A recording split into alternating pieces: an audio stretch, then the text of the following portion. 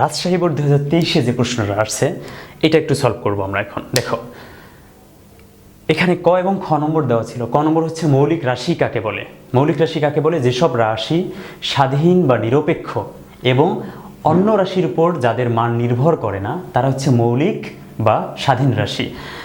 এবং খ নম্বর ছিল যে ভর এবং ওজন সমান হয় কিনা। তোমরা জানো ভর এবং ওজনের মধ্যে একটা সম্পর্ক আছে, সেটা কি? যে ওজন সমান ভর গুণন অভিকর্ষ ত্বরণ। তাহলে দেখো ভরের সাথে অভিকর্ষ ত্বরণ গুণ করে কি পাচ্ছি? ওজন পাচ্ছি। তাহলে ওজন আর ভর কখনো সমান হতে পারে না। ওজন হচ্ছে এক ধরনের বল, এর একক হচ্ছে নিউটন, এবং ভর হচ্ছে একটি মৌলিক রাশি। ভর হচ্ছে একটি মৌলিক রাশি যা পদার্থের পরিমাণের উপর নির্ভর করে এবং এর একক হচ্ছে কি? কিলোগ্রাম, গ্রাম ইত্যাদি। তাহলে ভর আর ওজন কি হতে পারে না? একই হতে পারে না। এখন আমরা গ নম্বরে চলে যাই। দেখো গ নম্বর বলছে যে নিরেট গোলকের ব্যাসার্ধ নির্ণয় করো। আচ্ছা এখানে একটা গোলক আছে, এটা বুঝতে পারতেছি, সেটা হচ্ছে নিরেট। নিরেট গোলক মানে যে গোলকের ভিতরে কোনো ফাঁপা অংশ নেই সেটা হচ্ছে নিরেট গোলক। 1.9 সেন্টিমিটার দৈর্ঘ্যের একটি নিরেট ঘনকাকৃতির বাক্স নেওয়া হলো। অপর একটি নিরেট গোলকের ব্যাস পরিমাপে, দেখো এই যে নিরেট গোলকের ব্যাসার্ধ নির্ণয় করবো না, তার আগে নিরেট গোলকের ব্যাসটা মেজার করব উপরের ডাটা থেকে। ওই ব্যাসকে 2 দ্বারা ভাগ করলে আমরা ব্যাসার্ধ পেয়ে যাব।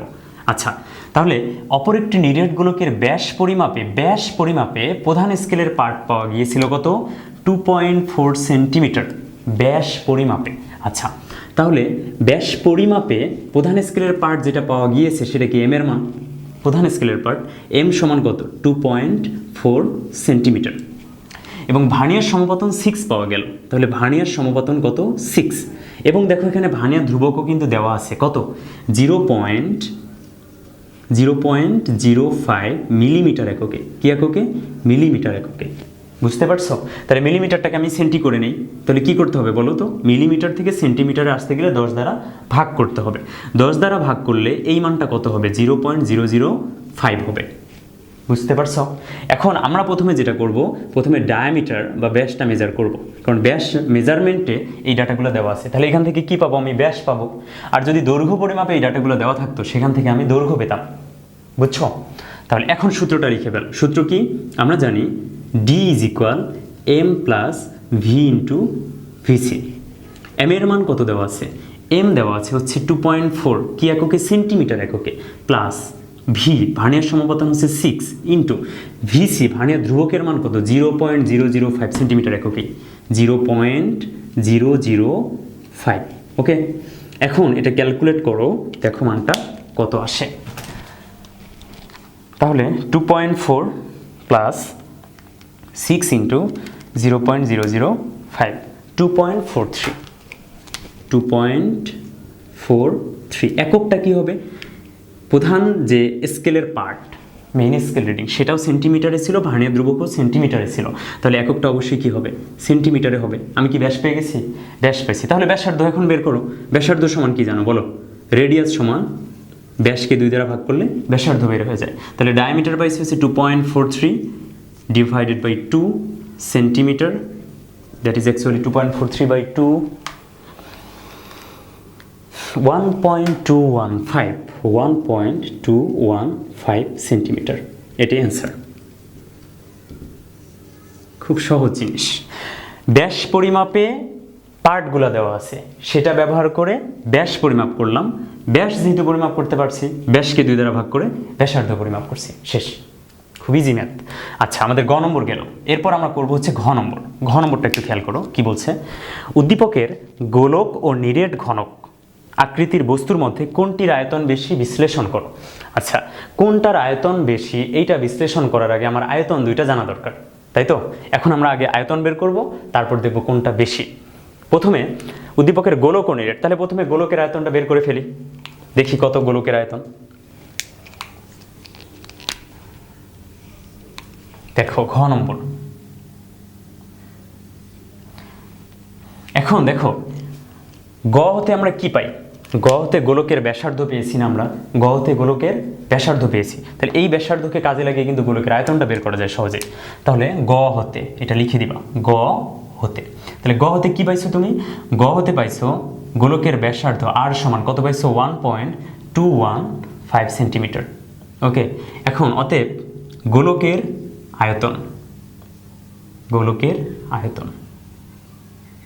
তাহলে গোলকের আয়তন নির্ণয়ের সূত্র কি বলো? গোলকের আয়তন ইজ ইকুয়াল 4/3 পাই আর এর উপর কিউব। এটা হচ্ছে গোলকের আয়তন নির্ণয়ের সূত্র। আচ্ছা, এখন মানগুলো বসাই। 4/3 পাই এর মান পাই অথবা 3.1416, তুমি যাই বসাও একই আসবে অ্যান্সার। আর এর উপর কিউব, আর কত? 1.215, এটার উপর দিলা হচ্ছে কিউব। এখন দেখো তো এখান থেকে এককটা কি আসতেছে? তুমি ব্যাসার্ধের উপর কিউব দিচ্ছ, তাহলে ব্যাসার্ধটা কি এককে? সেন্টিমিটার এককে। তাহলে সেন্টিমিটার কিউব আসতেছে না এককটা? কিউবিক সেন্টিমিটার, ঘন সেন্টিমিটার। ওকে, দেখো মানটা কত আসে।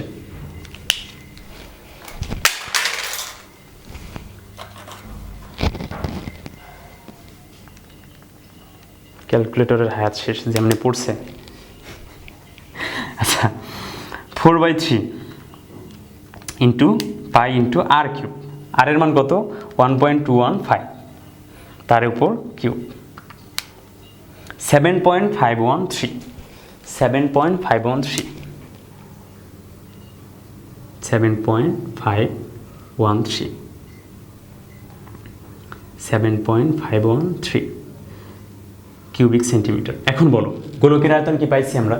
গোলকের আয়তন পাইছি। এখন কি পাওয়া দরকার? আমাদের দরকার যে নিরেট ঘনক আকৃতির আরেকটা বস্তু ছিল না, ঘনক, নিরেট ঘনক, সেই ঘনকের আয়তন বের করা দরকার। আচ্ছা, তাহলে গোলকের আয়তন পাইলাম। এখন ঘনকের আয়তন নির্ণয়ের জন্য কাজ করতে হবে। এখন ঘনকের আয়তন নির্ণয়ের জন্য দেখো উপরে ডেটাগুলো পড়ি একটু। 1.95 সেন্টিমিটার দৈর্ঘ্যের একটি নিরেট ঘনক আকৃতির বাক্স নেওয়া হলো। তাহলে এইটার মেজারমেন্ট কোনো কিছু দেওয়া আছে? এটাকে কোনো কিছু সাহায্যে কি মাপছি? মাপি নাই। তাহলে ডিরেক্ট কি দেওয়া আছে? ঘনকের একটা দৈর্ঘ্য দেওয়া আছে না, মানে ধার দেওয়া আছে না। তাহলে ঘনকের আয়তন কি হবে? খেয়াল করতো, এই ঘনকের আয়তন যে নির্ণয় করবো সূত্র কি? একটা বাহুর উপর কিউব দিলেই ঘনকের কি বের হয়? আয়তনটা বের হয়ে যাচ্ছে। কারণ ঘনকের আয়তন দৈর্ঘ্য গুণন প্রস্থ গুণন উচ্চতা। এখন দেখি ঘনকের আয়তন, ঘনকের আয়তন, ঘনকের আয়তন হচ্ছে বাহুর উপর কি? কিউব। তাহলে এল কিউব। এল এর মান কত দেওয়া আছে বলো তো? এল এর মান হচ্ছে 1.95, তার উপর কিউব। তাহলে কি সেন্টিমিটার কিউব? ঠিক আছে, তাহলে 1.95 এর উপর কিউব দাও তো, কত আসে মানটা? 1.95 এর উপর কিউব 7.4148 7.4148, এত কি বলো? Cubic centimetre. এখন তুমি ঘনকের আয়তনও পাইছো এবং গোলকের আয়তনও পাইছো, পাইছো কিনা বলো? ঘনকের আয়তন পাইছো, গোলকেরও আয়তন পাইছো। তাহলে এই দুটো কি কম্পেয়ার করা যাবে না? আমাকে বলছে কোনটির আয়তন বেশি, বলো কোনটির আয়তন বেশি? অতএব কার আয়তন বেশি? 7.5, গোলক 7.4, তাহলে গোলকের আয়তন বেশি। অতএব গোলকের আয়তন বেশি হবে। কত বেশি হবে গোলকের আয়তন?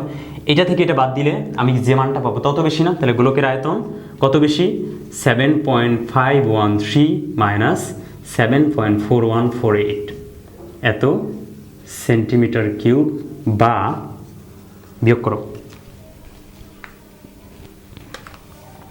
7.513 মাইনাস 7.4148, তাহলে মানটা আসতেছে কত?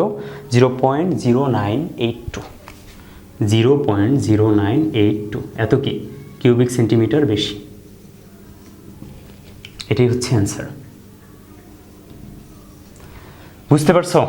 কিচ্ছু না, জাস্ট দেখো আমাদের এখানে তেমন কোনো ম্যাথিক ক্যালকুলেশনই করলাম না। ঘ নম্বরটা এত ইজি আছে।